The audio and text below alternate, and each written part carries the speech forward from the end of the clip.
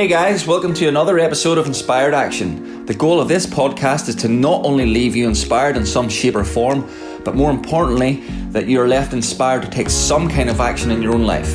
Inspiration plus action are a very powerful combination. The Inspired Action podcast is brought to you by Stage Fright Management, which provides cost-effective social media solutions to grow your brand. Check them out at stagefrightmgmt.com. On this episode of Inspired Action podcast, I have my good friend Kimberley Banfield. Kim and I discuss how she went from corporate to her calling, how she found treasure in her trauma, as well as all the magical and mystical things that happened when she attended Dr. Joe Dispenza's Advanced Retreat last year and fully surrendered into healing and not hustling. Enjoy. I think we're live, Kim. So Kim, all the way from Toronto, whereabouts in Toronto are you at? So I'm in Guelph. Toronto? Yeah. Well. Around about, on a good day, down the 401, about an hour. On a bad day, 2 hours in Toronto. Right. And it's pretty cold there. You were saying at the minute it's -8. Is that right? Yeah, it's -8. We have lots of fresh snow outside from this morning, and I'm indoors. Bit of a change from Melbourne. Yeah, this Aussie girl is still remembering Australian summer at this time of the year, and while I'm adapted mostly, I still miss my Aussie summers. Yeah. So Kim, we've been good mates for probably the last 6 or 7 years. Mm-hmm. You've had a pretty cool journey, and I just thought, I'd love to get you on and you can share that story. I love your, whenever I asked you for your strapline, your tagline, it's the sole purpose expert and reframe queen, which I thought brilliant. But we'll get to that down at the end of our chat. Mm-hmm. But the things we will talk about is how you went from your corporate to your calling, how you found treasure in your trauma, and then we'll talk about my favorite mentor of both of us, Joe Dispenza, whenever you attended his advanced retreat at the end of last year. So lots to talk about. So probably the best place that I can remember to take us back to would be, just out in St Kilda Botanical Gardens. We caught up one lunchtime, and I think I was still an electrician at the time, and you were in your corporate job for Ambulance Victoria, and we were both just having a good old whinge to each other and just saying we're over it, and we wanted basically to get out and do stuff that we were passionate about, and whatever else. So tell me, how was that for you? What was the catalyst for you? For me, I think at the time that we met up in the park, I'd had this feeling for a couple of years that the corporate world wasn't where I was meant to be. And I'd been doing a lot of, my healing work on the side. And to be honest, that's really where my heart was. But I'd kind of been keeping that a secret and hiding it from everyone for the better part of, the last 8 years or so prior to that. And I kept taking on these jobs and these positions that everyone else thought that I could do. And just prior to you and I meeting in the park, my general manager at Ambulance had offered me a secondment into the management role for the team that I was in. And every single part of me was just going, no, I don't want to do this job. This job is not for me. It's not where I want to go in my life. But then the words that came out of my mouth were the complete opposite of that. And I said yes to a management position that I knew that I didn't want in my heart of hearts, and that I knew was probably not going to be a good decision for me from a probably more, I guess, a mental health perspective, when it gets down to the crunch, so to speak. And I'd had this moment where I was sitting in a room with her at our offices down in South Melbourne, and she'd said to me, will you take the position? And I said yes. And then this really, really weird thing happened where it was like this chunk, this part of me from the center of my stomach that I know now upon reflection was that soul part of me just upped and left my body. And it was like it physically just opened a door, say, through my belly button, for example, and left. And the words that I heard at the time were, when you're ready to listen, we'll come back. Right. Because I'd had this pattern of not listening to my intuition and not following through on the things that I really wanted to do. The fear of, I guess, letting other people down or not meeting people's expectations, and, you know, I guess societal pressure to, you know, have the high-flying corporate job and to, you know, make it big before I was 30, and all of those other things that we think are really important to us. And as a result of that, I'd been systematically ignoring and avoiding my intuition for, you know, the better part of at least 5 years prior to that. And it culminated in this experience that I had where my soul just physically just walked out the door. So just on the intuition, like that's a pretty full on experience. I don't think I've ever experienced anything like that, but I'm interested in the intuition part because it's something that I probably have struggled with over the years, is tapping into that intuition. I think, you know, people say you've got this, you know, loud voice that you hear all the time, but that's not the one to listen to. It's the, you know, the more quieter one. So can you sort of like expand more on the intuition and how they sort of tap into that more? Yeah, I think initially, you know, the voice starts off being very subtle and quite soft. However, the longer that you ignore it and avoid it, the louder that it gets. Right. And for me, at the point when my intuition said to me, you know, when you're ready to listen, we'll come back, it screamed so loud that I swear my general manager could have heard it, except that she had no idea what was going on at the time. And I was just sitting there as this kind of like empty, hollow mess going, sure, this is a great idea. And when I reflected back upon, you know, the signs that I'd had leading up to that point that, you know, that this life wasn't for me anymore, you know, yes, there was the inner voice speaking to me saying that you really love healing and you really love working with people in that way, and you're fascinated about human behavior and why people do the things that they do and where it comes from and what do experiences really mean and all of those sorts of things. And I started to tune into my body a lot more after that point, because that voice wasn't there anymore. So I had to fall back on something that was, I suppose, a lot more tangible and practical. And for me, there's 3 key areas that you can start to pay more attention to when it comes to listening to your intuition. And the first one is the feeling side of things, you know, and it's about tuning into the feelings that you get about certain things, whether it be, you know, don't walk down that street and the feeling that's associated with that, or whether it's, you know, that F yes feeling of, you know, yes, this is so right for me and it doesn't matter where it goes, what the outcome is, this is just the way that I'm meant to be going right now. So tuning into what do those different sensations feel like, as opposed to that head sensation that's, you know, like really thick and really heady and everything up here. Like that's not your intuition, that's your head. Whereas the body is much more, you know, full of those receptors that tell you what those feelings are. Yes, yes.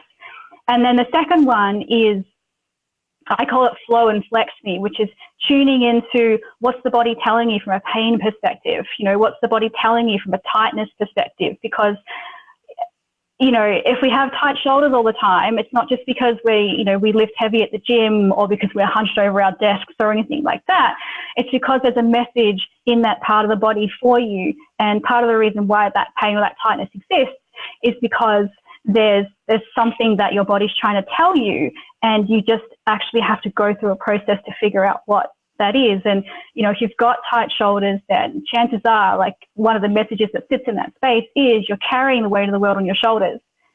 Yeah. And when I was in corporate, I constantly had sore shoulders, sore upper back, really tight neck, because, you know, my corporate job was a pain in my neck. So of course I was going to have a tight neck and so on. Like, it's literal in the sense that it doesn't often take a lot to figure this stuff out. It's just paying attention to the consistency with which it occurs, instead of just putting it down to those social explanations of, well, you know, I go to the gym, so of course I'm sore. Like, it's not always about those surface reasons. There's often something much greater and much deeper, and I call it, you know, the soul purpose reason. You because that's why it's really occurring. And the third one is food. And when I was in corporate, or even now, whenever I'm experiencing something that, has a deeper reason to it, there's certain foods that I crave. And there's certain times of the day that I'll crave those foods, as well. And there's clues. Chocolate. Yes, chocolate. When I was in corporate, it was chocolate every afternoon. And it was because I was looking for the sweetness in life. Because I wasn't experiencing any sweetness when I was in the corporate space. I mean, I had a wonderful team and beautiful people that I worked with to this day that I still hold incredibly dear. But the work itself and the way that I felt being in a position that wasn't for me meant that I was searching outside of myself to fulfill my need for something sweeter in life. And so, chocolate absolutely did that. I was eating a lot of nuts because I was annoyed at myself. So that crunch was really satisfying at getting that frustration out, at myself. So I suppose for me, those three areas are some really basic ways in which you can start to listen to your intuition in a really practical way. The woo-woo side of it is amazing, but not a lot of people can tap into that space, especially when you just start listening. So those ways for me are really simple, everyday things that you can do to tune into your intuition. So what about wine, just while we're on the topic, what's that got to do with? You mean drinking in general? Yeah, drinking in general. So drinking is one of those things where definitely there are times where it's your intuition's way of saying you're trying to escape from something, especially if you're using it from a self-medicating perspective. Because you're trying to, create a different world. You're trying to live in a different world where you feel freer, where you've got less inhibitions, which is why, often when people don't like what they're doing, they will go and get drunk and then they'll talk about it, or they'll say things that they regret to people that they didn't want to say it to, workmates and so on. So it's often seen as, it's even more of an alarm that you want to get out. Yeah, same as the drugs and alcohol, same kind of thing. Yeah. Cool. So that so then you basically packed it in with Ambulance Victoria, and then what was the process then to actually get into the more healing space? Initially, I took a little bit of time off. Like I took about a month off where I didn't do anything when I left the corporate space, and I was lucky in the sense that, I suppose from that intuitive perspective, I'd been saving for quite some time prior to that, thinking that I'd travel extensively overseas again, which is what I'd done, 4 years prior to that. But, the universe had other plans for the money that I had saved. And so I had a nice little nest egg that meant that, I could actually help myself to give myself some space and time to really start this new chapter of my life. And I'd actually met a woman who worked in a healing centre close to Hampton, Cheltenham sort of area down the coast. And she'd invited me, knowing that I'd actually gone to see her for a reading, and she'd picked up that I was going to leave my corporate job. And then she said, if you're looking for somewhere to work, why don't you come and work here? And it was just one of those magical signs from the universe that was like, this is the path that you're meant to be going down. And so I started off by working in her healing centre. It's not there anymore, but she now works from home. But at the time, she probably seen that coming too, though. I think she did. Yeah. She did. So I started there, and I started off by doing all of my energy healing sort of things, like doing Reiki and kinesiology and, psychic readings and things like that, because that's what I'd been doing on the side for quite a number of years. And so I started by doing that 3 days a week, and everything just started to evolve more from there. Yeah. So tell me about I'm interested in when you started noticing the gift, you're healing that aspect of you. Because I know you see different energies and stuff, but you said you've been doing that on the side for a while. When did you start noticing that you had this gift and that you could actually help people with it?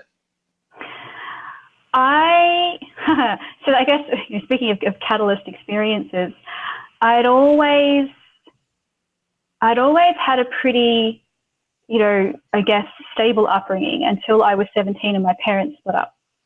And my mum moved to America. And the night before she left, I'd gone to a party with some friends because I didn't want to watch her pack. She told me that she was going the next day, and I didn't want to watch her pack. And so I went to a party, and I was quite distraught, as you can imagine. And I decided that, stuff it. I was just going to go and have a bit of a bender. Let's get really drunk and let's get really stoned, because that's how when you're 17, that's kind of what you think an answer is, to cope with the situation. Yeah. And I was about to drink and have my first ever smoke of a joint. And again, this voice existed that yelled at me so loudly and said, don't do this. This is not the way for you to deal with this situation. There is another way for you, and you are here for something much greater than this. And at the time, I looked around thinking, what the hell is going on? And where is that voice coming from? And everyone else is just in this complete blissful unawareness of what was going on for me. And at the time, this is one of the times where I did listen to my intuition, even though I didn't know what it was at the time. And I decided to not do those things. But it started to open me up to the fact that there was more to me, and that there was more to life than perhaps I had originally anticipated and thought of. And following that experience, I'd gone into a bit of a depression after that period of time. And I'd had this moment laying on the floor in my theatre studies class in year 12, where I was having this conversation with the clouds that I could see out of the window. And I was, on the edge of deciding whether I was going to stay or not, in this life. And I said out loud to the universe, if you want me to stay, you have to give me something to believe in, because I don't believe in anything right now. Everything that I knew has been ripped away from me. And if you want me to stay, you have to give me something more than this. And the next day was a Saturday, and I was in a bookstore, and I was drawn to this angel book. And that for me is what started my connection to myself and my intuition, because for me, angels were something that I could believe in, because they were always going to be there. They were never going to leave me. And they were always something that I could tap into and tune into whenever I needed support and assistance, because my outside life was requiring me to support so many people at that moment in time that I needed something, beyond that as well. And so that pathway eventually took me to learning Reiki, and that took me to my Reiki master, who's in the outer eastern suburbs of Melbourne. And she was really the one who helped me to start to understand this gift and the abilities that I have, because when she was teaching me Reiki 1, the first time I ever put hands on someone, for those of you who aren't familiar with Reiki, it's a transference of energy from one person to another, and can either be done with hands on certain parts of the body or, hands above. And it's really beautiful for relaxation and so many other things. And the first time I put hands on someone, again, I got this download of information about the person who was in front of me. And I could feel what they were feeling. I knew what they were thinking. I knew what experiences they'd been through. And I had these flashes and visions and images of what it was that had brought them, to here. And I wasn't expecting that, because she'd never said that these things would happen. She just said, focus on the energy and that's what you do. And I said to her afterwards, this happened. I took her aside because I didn't want to sound weird to everyone else that I was learning with. I said, this happened when I put hands on someone. And she looked at me and she smiled and she laughed, and she has these twinkling blue eyes that light up whenever she's excited about something. And she's like, I know. She's like, now I'll teach you everything else. Right. And that was when I started to fully understand and get a bit of a grasp on, exactly what the more was that existed for me, and indeed for so many other people as well. And she really led me on a journey through understanding my intuition and, you know, not only that, but, you know, mediumship and all these other things that are part of, you know, what I do. But teaching me, though, how to listen to my intuition and not just what something means. And I suppose, to give you an example of what that means, you know, one of the things that she taught us was how to read tarot cards. But there's a difference between reading a tarot card and telling someone what a tarot card means versus actually reading and tuning into the person's energy and translating the cards and interpreting the cards based on that. And the very first time she'd asked me to, you know, she put out a spread of cards and she said, okay, I want you to read these cards. And I said, but I don't know what they mean. And she said to me, but I didn't ask you what they mean. And I said, well, how do I read the cards if I don't know what they mean? And she said again, she's like, I didn't ask you what they mean. And I was getting really frustrated by this point because I was like, what the hell is she doing? And she said, listen to me carefully. I didn't ask you to tell me what the cards mean. I asked you to read the cards. And I said, okay, well then how do I do that? She's like, just listen. And again, this information that I was really hesitant to, I guess, say at first or believe at first because, you know, it all seems a bit weird when you first start doing it. But I started to talk to her about some of the things that, you know, I was hearing or that I could feel or that I could, you know, see coming through as images and all that sort of stuff. And then she called me a cow, which is a good thing for her because it means that you've like hit the nail on the head. Right. Yeah. And it really taught me the difference between like what something means versus what your intuition is telling you about something. Right. Wow. Full on. So you do like, so there's so many elements to what you do now. So like you said, you mentioned mediumship. You told me a few stories about that in the past. It sort of freaked me out a little bit, but I'm a big believer, like definitely in the whole, because I saw a medium psychic before and that was just mental, like all the stuff that she knew. And it actually gave me a bit of peace of mind. Like I've had a lot of people die in my life and it actually gave me a lot of peace of mind that, you know, this is, you know, we're just here for a time, like there's something else after we leave this body sort of thing. So actually it gave me definitely a weight off my shoulders and around the whole death thing. Yes. How do you find it whenever you're speaking to people? The same. I mean, it definitely provides that connection that, you know, you miss so much.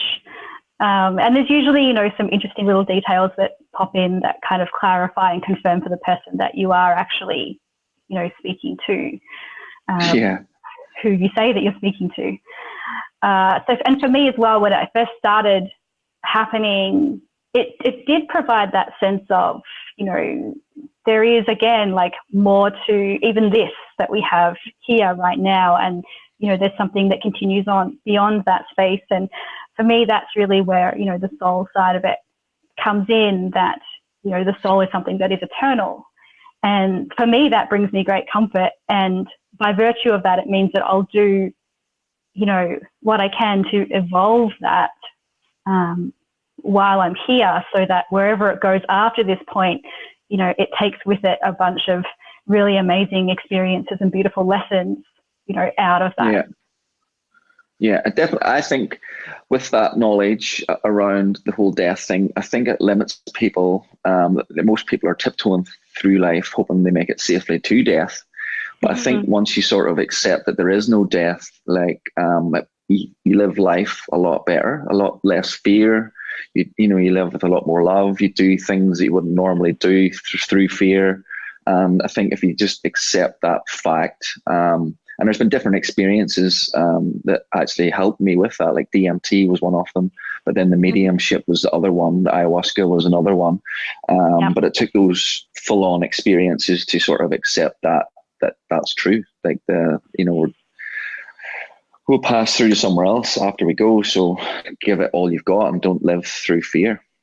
Exactly. And don't live by holding yourself back or buying into, belief systems that aren't true, and, learn from them instead, and then see what doors and possibilities open for you, out of that space, because there's so much to be experienced in this life. And so many people hold themselves back and don't do it because they've got a fear of, well, what if I don't make the same amount of money that I'm making now in the job that I'm in? Or, what if I fail at that? Or what if this person doesn't like that I do that? Like, none of that actually matters. It really doesn't. And, I think it's time that a lot of people realized that and understood that actually it's about you and what you feel called to do and where you feel called to go. And that's it. Yeah. And it's sad sometimes that it takes experiences of, someone close to you dying before you actually, start living your life, or, someone that gets cancer or something, before you start living life on your terms. Like that's the sad part. Like most of us die with the music still in us, as I think someone said before. But yeah, it's just the way it is. And it's easy, I suppose, for different people to say, that haven't had these experiences, but it's true. I think it's true. It definitely is. And if I think back to even, that moment I had when I was still in the corporate space, and that soul aspect physically left my body, I had this image of like the two different types of life that I could live, where I could continue to go down the corporate path because my corporate career, at least in emergency services, had been planned out for me by my general manager, who, was like, you'll do this role, and then we'll look to move you into this area, and then you'll be on this committee, and so on. And it was just all laid out, and it was a 6-figure position. And, there was a part of me that was like, I'm set, like, this is great. I'll be able to buy a house and do all those things. But it would have meant that I would have been this person who was a shell of myself. And I was already becoming that because, I was stressed out 24/7. I was starting to become really short with my friends. I was working really long hours. My days were between 12 to 15-hour days. I was working on weekends just to stay on top of things. I was being, not particularly nice to my family. My dad has definitely had a moment or two where he was like, "What's going on with you?" So many things that, like I would have had the life that, you kind of dream of, so to speak, when you're in high school and going through university, or at least what I dreamt of at the time. But it wasn't the life that I actually wanted. And I saw this opening of another life where I could be satisfied and fulfilled. And I didn't know what the hell was going to happen, or what I was going to do, or how I was going to make ends meet. But in a weird kind of way, like, none of that mattered, because I knew that it was going to come together in some way, shape or form. And just trusting that. Yes. And trusting that and learning to trust that was such a big part of the process for me. Yeah, because what I notice as well, like, most people are just stuck and they're scared to death of making that move because they can't see like something that's definite that they're going to move into. Like whenever I left, electrician world, it was like I didn't know where I was going. All I knew is that I had to move. But that's the thing that I think where faith and trust comes in, to know that the universe has your back. And once you start moving, the universe says, "Cool, you're ready to go. I'll lay out this plan for you, but you'll have to go this way, this way, this way, this way, before you'll actually get something that you really like." But you've got, there's things you have to learn. There's people you have to meet. It's not just going to happen overnight, as people would want. So, but I see that a lot, as people they're so scared of moving because they can't see the stairs. But you just have to start moving, and then the stairs unfold for you. Yeah, there's that saying, that it will appear, and it does appear. I can say that living that life for the last 5 years, where I've often not known what the next step is or where I'm going next. And you take a step, and then the next step appears, or you can see something that is in the distance, and so you take steps towards that, not knowing what the steps are in between, but you still It's almost like sometimes you've got to follow the path blindly, and that can be scary because we're so used to having like, do this, then do that, then do this, then do that. And it's not a linear progression like we're taught in school. It really is this like windy road, and sometimes you go back here to go forward there. But it is the most amazing journey at the same time though. And 5 years on. It's like, you wouldn't change anything. But it's funny because you can't see anything in front of you. But then whenever you're like, say 5 years in front and you look back, as like as Steve Jobs says, you can connect all the dots. Like it makes total sense. So it does. And that's the crazy part for me. It's like, fuck, all of those ups and downs, bad experiences, crazy experiences, good experiences. But it all makes complete 100% sense to what I'm doing today. Yeah. And it also then it gives you that complete, maybe not complete, but at least a bigger sense of security that the future is going to be laid out the same. Yeah. You may not know where it's going, but everything is going to make sense at some point in time because it all has, a sole purpose to it. Nothing happens in vain. Like nothing happens in vain. I know that it's a cliche where everything happens for a reason. However, I really do believe that everything does happen for a reason. And if you allow yourself to look back and not just look at the surface of something, but look underneath it into what the sole purpose reason was behind that. Like, yes, we all have shitty experiences, but those shitty experiences lead us somewhere. They lead us to traveling, they lead us to studying, they lead us to meeting people, they lead us to all these different things that we actually need in order to become the person that we are right now, and in order to keep evolving into the person that we'll become, in the future, who does whatever it is that we're doing, at the time. Yeah. I'll probably we could maybe expand on that, like, trauma, because there's so many people around the world who experiences, trauma, myself and yourself included. And it's something at the time you can't see the gift in it. You can't, like, it's crazy, awful, horrible things that happen to people. And at the time you wouldn't wish that in your worst enemy, but everyone's journey's, their own.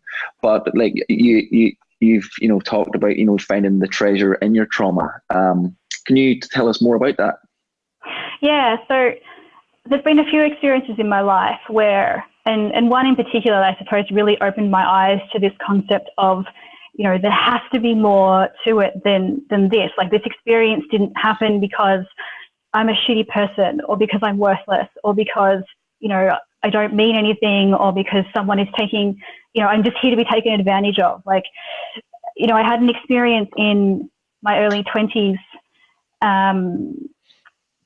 where I was in a relationship for about 10 months that was emotionally, physically, and sexually abusive.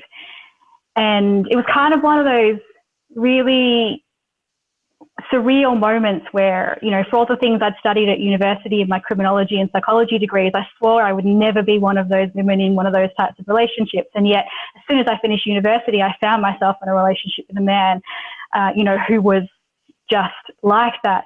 And, for me, see, intuition was very much a part of it again, because 6 weeks in, I was warned that the relationship was not going to be a good one. But I chose to ignore that because on the surface, he looked like everything that I wanted at the time. And, he fulfilled all my criteria on my list. And even though something didn't feel right, I chose to ignore and avoid that. And 3 months into the relationship, it started to become quite clear, why I'd been forewarned, so to speak. And, but by that stage, it was something that I didn't feel like I could get out of. I knew how to get out of without telling people what was really going on. And I was so deeply ashamed of most of the things that were occurring in that relationship that I didn't talk to anyone about it.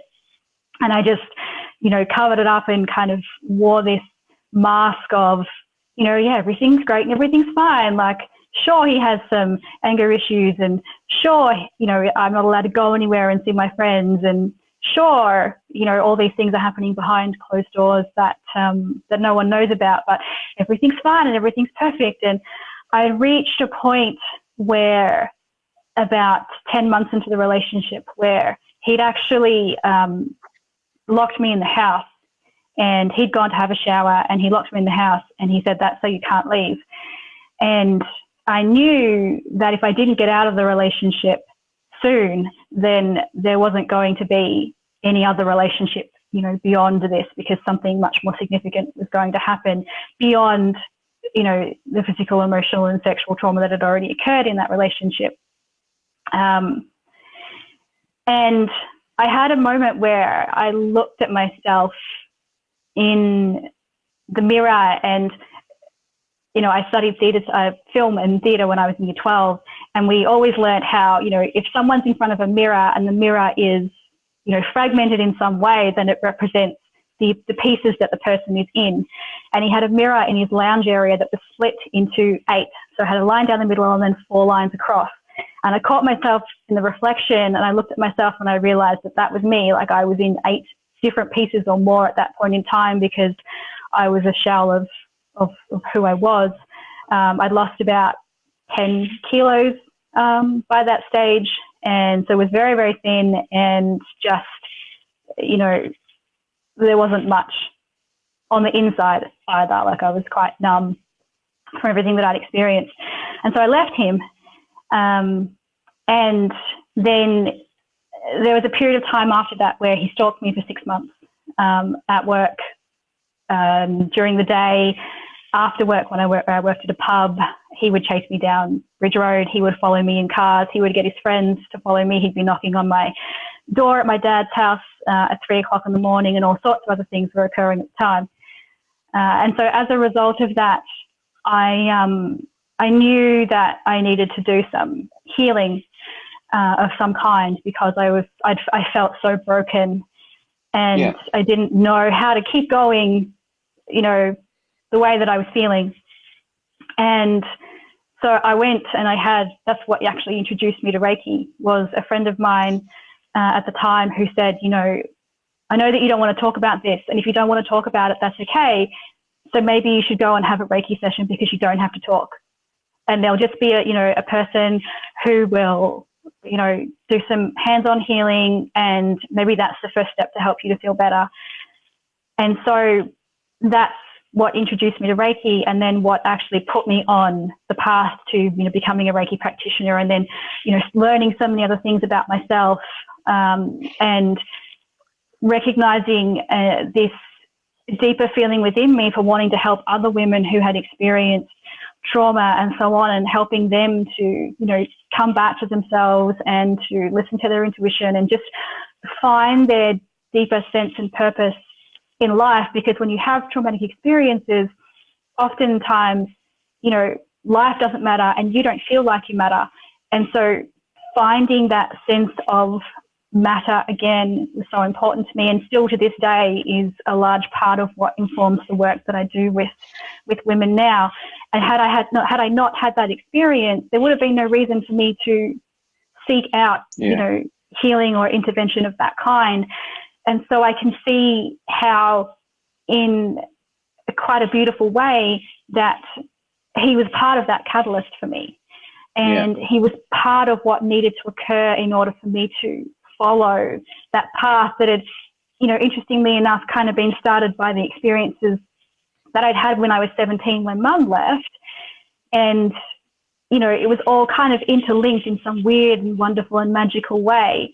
And I'm so incredibly grateful for the experiences that I went through, because they helped me to connect with the women that I work with, you know, ever since then. And they help me to be able to know what's happened with someone without them having to say it and share it, because so often it can be quite hard to talk about it again. Yeah, of course. So so thanks for sharing that, Kim. That's full on. But as you say, it's like you can see the gift in it now, but at the time you wouldn't have been able to see. That's a time thing, isn't it? It's like as the years pass on, you can actually see that was a catalyst for you to do what you're doing now. And full on. And it came from asking, you know, that question around, you know, there has to be more to it than this. Like, there has to be. Like, I can't have just had this experience, just, you know, like I said, because I'm a shit person, or because, you know, this person wanted to take advantage of me. Like, that's not the real reason why this would have happened. From a universal perspective, the higher consciousness perspective, like, it just can't be. and there has to be more to it than this. And I wanted there to be more to it than this, because I didn't want to walk around carrying that experience in that way, because I knew that it was going to affect every other relationship I was going to have, you know, from that point onwards. And that's not what I wanted either. Yeah, totally. So, so you're based in Toronto now, and you work with women all over the world. You do phone sessions, you do Skype sessions. How does your practice work now? Yeah, now everything is done online, either through Skype or through Zoom, or, you know, whatever technology chooses to work that day. Yeah. Yeah. And people usually ask, "Oh, is it effective over Skype, over phone?" But it definitely is, because like one of my mentors is solely on the phone, and it works so much better because there's less distraction. Yep. It's a very, very powerful modality, just listening and talking, I think. Oh, without a doubt. Like, and there's much more responsibility that a person places on themselves when you're not directly in the same room as them, and you're not, you know, doing hands-on work and so on. So there's a much, I've found like a much deeper healing that occurs when you're working, you know, like we are right now, for example, because that person has to pay attention to themselves and have the insights come up, because you're not there to kind of do that for them as much in that sense as if you're in the same room as them. Yeah, awesome. So that brings me to Joe Dispenza. So he's actually probably my favorite teacher out there at the minute. Like, I've read all of his books, I've watched everything that he's been on with video, and then you were at his advanced retreat last year, and I was so jealous. I was like, damn it, I want to come to this. So how did that come about for you, Kim? When did you first sort of come in contact with Dr. Joe Dispenza? I first met Dr. Joe in July 2016 at a mindset and leadership summit in Mexico. That was part of a personal development program that I was doing at the time. And he was one of the speakers, and we had him for 2 whole days. And at that point in time, there was about maybe 60 of us in the room, not even. So quite an intimate audience with Dr. Joe. And he was teaching us about all these things associated with, you know, quantum physics and the field and meditation. And at the time, it was something that I thought, you know, this is something that I'm missing. You know, this is information that I need and that I'm ready for. And because for so long I'd seen his stuff pop up in Facebook, and I was like, oh, that looks too advanced. I'm not going to understand that, you know, that kind of sciencey hard stuff, limiting belief. But when he was in front of you, my goodness, it was so incredibly amazing. And so I started practicing his meditation that he taught us. And at that point in time, it was a symbol-based meditation, and where you'd create a symbol for something and you tap into elevated emotions and you would meditate, you know, on that. And he had a recording that you would listen to that would take you through a process of doing that. And it was all about, you know, bringing the future towards you and raising your vibration to a point where basically that future occurrence is an inevitability, because it's happened. It's done. It just happens, and it can happen in an instant, you know, simply by doing the work and raising your vibration to a point where they just meet and it just happens. Yeah. And so all these amazing things had started to happen, you know, in my business and personal life and so on, as I was, you know, working through creating these different things. And then I decided, when he started doing 7-day advanced week-long retreats, I decided, right, I'm going to go and I'm going to do an advanced week-long. And lucky for me, he ran one in Toronto last year. Yeah. And so I went along with a dear friend of mine, Yana, and we spent a whole week with Joe Dispenza. Brilliant. And honestly, like, whether you know his work or not, attending one of his advanced week-long retreats is a life-changing experience on multiple levels and dimensions. For me, I went in there wanting to create and, you know, bring more into my workspace. And because a lot of people go there because they have illnesses and diseases and health concerns and so on, and they want to heal those concerns. And, you know, luckily, thankfully, I don't have any of those. And so I went purely to create more in the workspace because I'd had so many cool things happen already. And on the very first or second day that we were there, when we were going into a meditation, he always encourages us to ask questions, you know, like, is there more there? And, you know, what do I need to do? And so on. And so I asked myself the question, what do I need to heal in order to bring my work more out into the world? And when I was lying there in meditation, the answer that I was given was, you need to heal the sexual assault energy, trauma energy that exists in your body, because it was something that was, you know, holding me back from connecting really deeply with people, and just something that kind of followed me around like a shadow, despite all the other, you know, healing that I'd done in that space. And on the second day, I had this really amazing experience where, in one of the meditations, where I was reborn in my own body. And I started off as a little baby. And at first I was a little bit freaked out because I was like, is that my baby? And I thought, I'm not ready for that. Not yet. But then I very quickly realized that it was me. And I watched myself grow up and fill out my body, you know, to now, without having experienced trauma. And at that moment in time, I'd never actually considered that you could grow up and experience life without trauma. And I'd experienced a lot of trauma in my really young, like baby days, as well.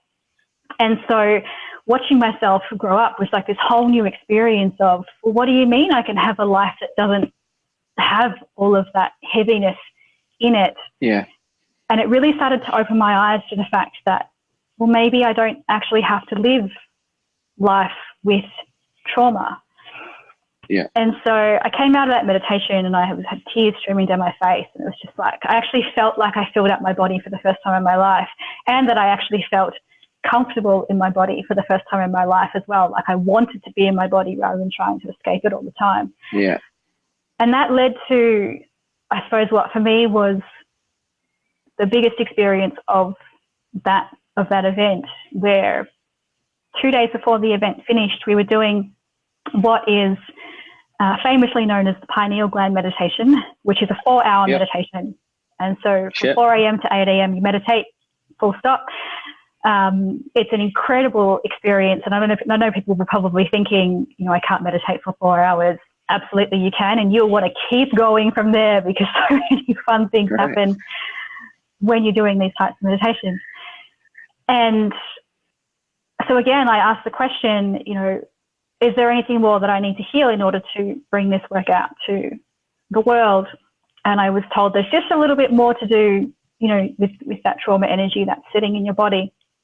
And one of the really key things with Joe Dispenza's work is surrender. Like, you have to get out of the way. And he says, you know, it's not your job to do anything. You just let it happen. And so you step out of the way and you allow yourself to be healed, or you allow yourself to raise in frequency and vibration and all of those things.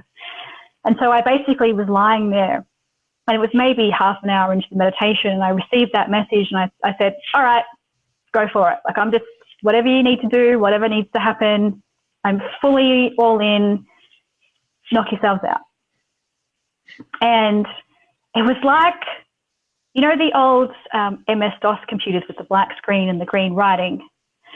Yeah. So it was like that kind of came up out of my chest in front of me, and it systematically flashed up a digital representation of every person that I'd co-created trauma with in my life, and then it wiped it like a hard drive. Right. And that was it. And I was told very clearly that trauma energy is gone. The energy no longer exists in your body.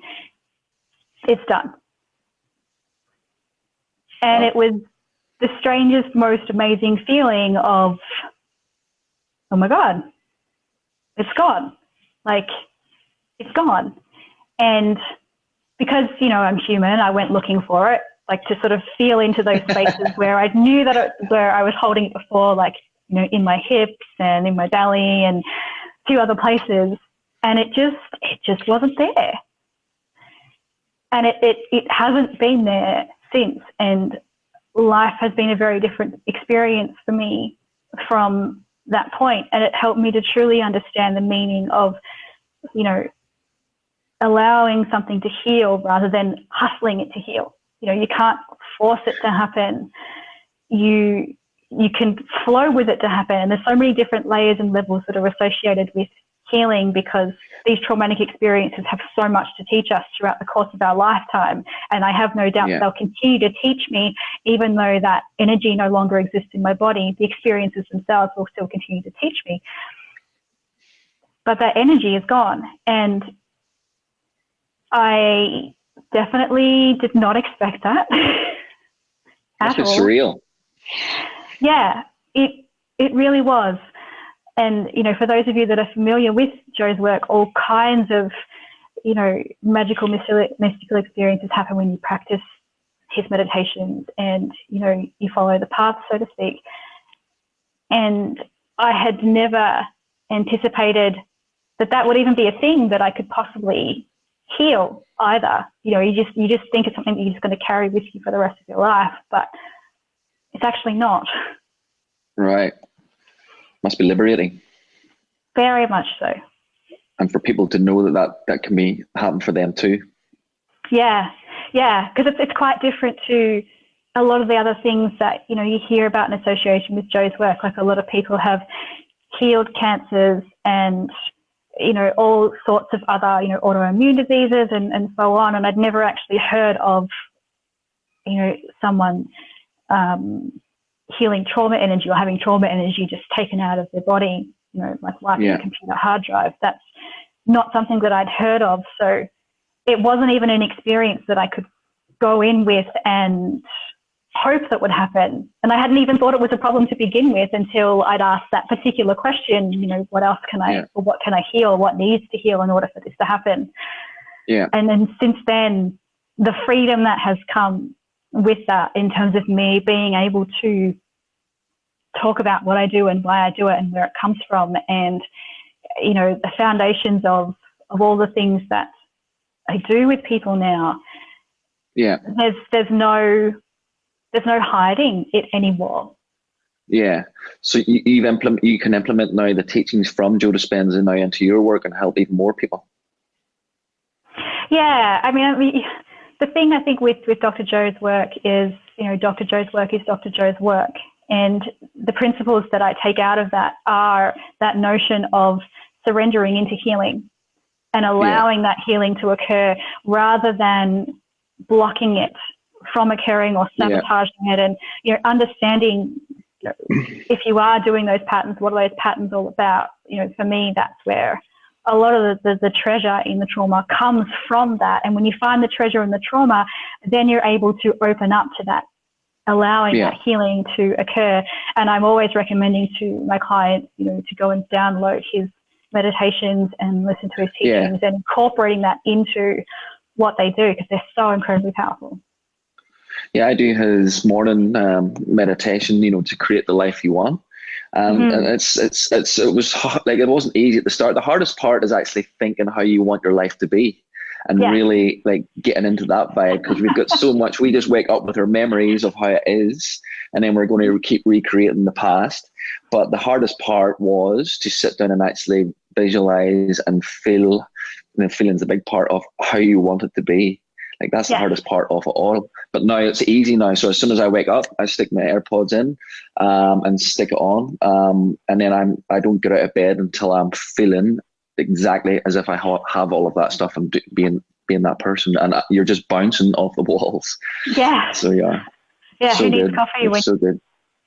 I know it's surreal, but it's just not like, it's been a long journey of getting to grasp that. Just actually, it's the feeling part, not the thinking. part. It's Yeah. that was probably the toughest thing about the whole law of attraction and all of the, you know, the stuff that's out there. It's actually the feelings and actually feeling how it would be if you had it, like it's done. You know, the gratitude. That's why people talk about gratitude so much. So it's actually being grateful for having the stuff that you want. So then that's where the law of attraction, the vibration attracts it quicker to you. Yes. Yeah, definitely. Works. And it does. And that's, you know, I've used that meditation multiple times to bring, you know, the future towards me in terms of, you know, the relationship that I'm now in, the fact that I'm in Canada, all of those elements, and indeed large components of my business and the women that I work with. A lot of that has been, you know, the foundation's been laid through doing these particular types of meditations. And the other one that I love that, you know, I suppose there's three that I kind of, you know, cycle through regularly. And one of them is the morning meditation with the symbols. I really love that. Yeah. And the other ones are blessing of the energy centers, which is, you know, going through systematically all the energy centers in the body and realigning them to a state of, you know, health and wholeness and alignment. That's super powerful, and, you know, for me has made a significant difference to, you know, for all the women out there, for period pain. I used to suffer from like really bad period pain. It was like, you know, an 8 every month. And then I started doing blessing of the energy centers, again, not thinking that it would have an impact on anything, just really wanting to stay in tune with my body. And within like 3 months of doing the meditations, it was like a 1 or a 2. Wow. And I have very little pain these days anymore. So it's amazing what kind of comes out of that. And then I love space-time, time-space. Yeah.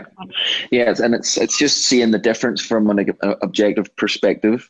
Like I started doing Joe Dispenza's meditation probably in October last year. I get a little Bluetooth heart coherence dongle thing that hooks onto your ear, heart math.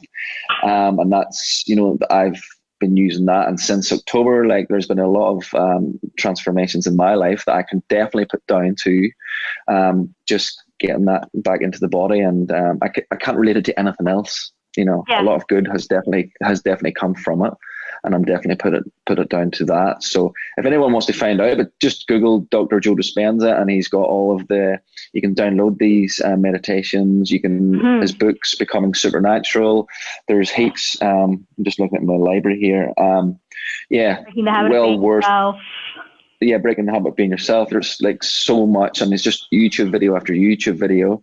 Like I sent my sister a couple of ones, and she was like, "Yeah, now can you send me the science?" And he's got the science ones to back it up. So for the people who are a bit, you know, wary, it's all there. But definitely biggest game changer, I think, in that sort of space at the minute. Totally. He's out here. I think in April in the Sunshine Coast. So I know there's a prep course to do online first before you can go and do the advanced week retreat. So I'm trying to get a few things lining up so I can actually do that. But if not, I'll do it, you know, the following year for sure. Oh yeah, he'll be back. He has such a following in Australia now for sure. Yeah, massive. Kim, well, that was unreal to chat to you. I loved it. Thank you so much for coming on. Where can people find you? Because I know you're working on your website at the minute, but you've got a Facebook group. So if people were to just search in a Facebook group, what do they search for? Sure. If they search for Successful Soul Purpose Entrepreneurs, they'll find me there. Otherwise, I'm happy for people to reach out and send me a private message if they, you know, have anything that they want to share or talk about following our chat today, then that's totally fine. Awesome. So it's Successful Soul Project Entrepreneurs. Successful Soul Purpose Entrepreneurs. Soul Purpose. Successful Soul Purpose Entrepreneurs. I'll stick that up after we finish. Awesome. Well, thanks a million, Kim. And I'll let you get on and enjoy the rest of your evening in cold Canada. And I will, get out amongst it here. Thanks for having me, Pete. Cool. I'll speak to you soon. Thanks, Kim. Bye. Bye.